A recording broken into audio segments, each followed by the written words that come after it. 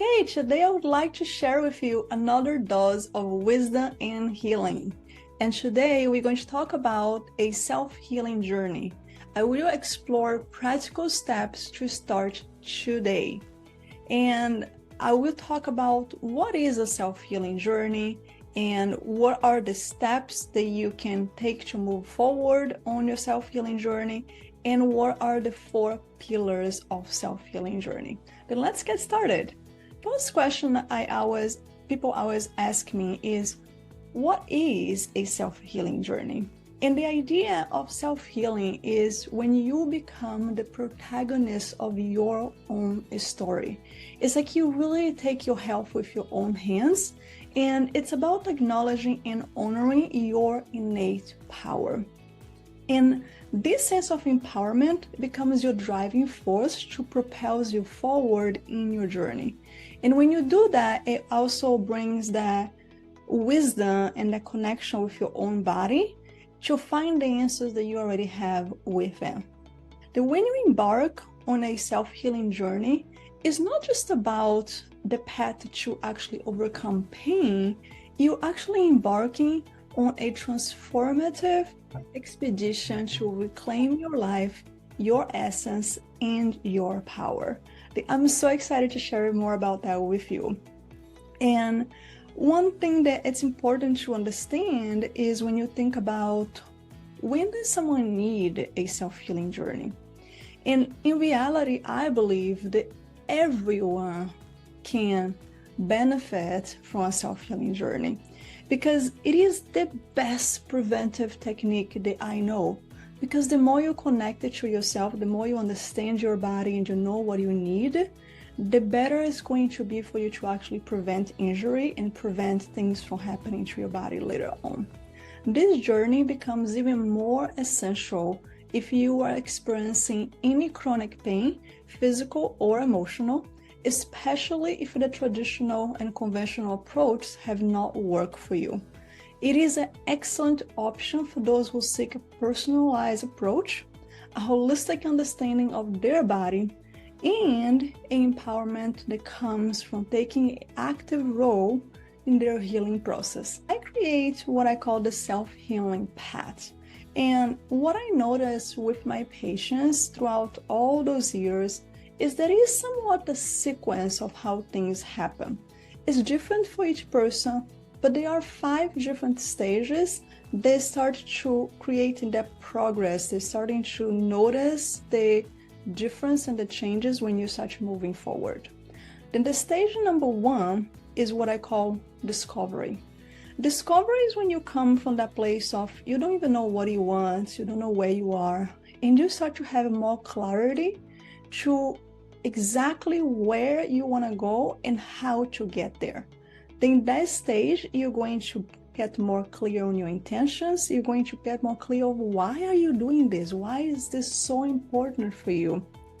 And that why is going to become your foundation, your go-to every time you're having a hard day and you don't want to do what you promise yourself that you want to do it. You can hold on to that why. That why is really important to create the foundation for moving forward. Then once you know where you're going, you know why you're going there, you're starting to create the goals. Okay, how do I get there? Then it's the idea of creating a plan, creating a roadmap that's going to work specifically to your needs. Then once you have that, you start moving to the stage 2, what I call awareness. And in that stage, you're starting to identify and release what's stopping you from moving forward. Then, have you ever created a goal before and then you notice that a month later it just didn't happen? If you notice that, probably there was a block, something stopped you from get there. And that's why the stage 2 is so important, because having a plan is just not enough. Once we have the plan, we still need to work on what's stopping us from getting to that end result. And usually the stage 2 is what helps us to start to identify and eliminate the blocks that's stopping us from moving forward. Then we have, once we get there, we move to stage 3. And stage 3 is embodiment. It's when you go a little bit deeper in connecting your self-healing abilities and your body intelligence. Then now that you have a lot more awareness about yourself, you can start to identify what are the things that your body needs. What is the message that your body is giving to you? And start to actually act on it and honor that. And that's when you can go deeper into that connection with your self-awareness, connecting to your body, and start to really ignite your self-healing abilities. Then the next stage would be stage 4. That's empowerment. Empowerment is when you already have some of those tools, you know where you're going, you know what's stopping, you know how to remove the blocks to get you there.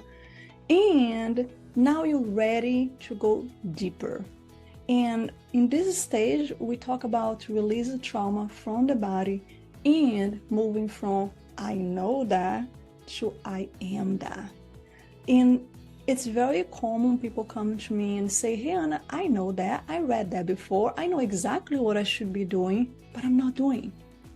Then until you're actually doing something, you don't know that here. We wanted to move from I read it, I know, I understand, that's a mental state, to actually being, to doing that, to know that this is part of who you are and what you're doing moving forward. And that's so important for our healing journey. In that stage, we can also talk about inner child and shadow, and it's a much deeper work because those are the things that really stop us, that's unconscious a lot of times, from moving forward.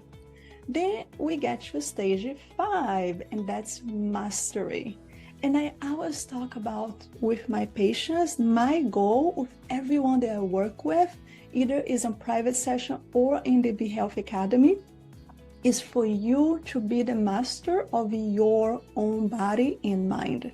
I want for you to know your body better than I know your body. And that's when you really start practicing this stage. You have a lot of tools, you know what to do, you're aware of your body talks to you, you're connecting to that inner wisdom. And now it's a time where life happens. And then you have your toolbox and you know exactly what tool you're going to pick up from your toolbox to use in a certain experience. Because a hammer is not good for everything. Meditation is not the solution for everything. There are different techniques that works for different situations, and you need to start to identify what tool works best for each situation. Then my question to you is, what stage are you now? Do you feel like you're in stage 1, discovery, stage 2, awareness, stage 3, embodiment, stage 4, empowerment, or are you in the stage 4, mastery? Make sure that you share the answer with us in the comment. I'm very curious to know where you are and where do you want it to be. And if you feel like you want to help, if you feel like that makes sense what I'm talking to you, and you definitely want to go deeper into this self-healing journey and learn more about yourself, I highly recommend you to find an experienced guide, a mentor, someone that's going to guide you to get there.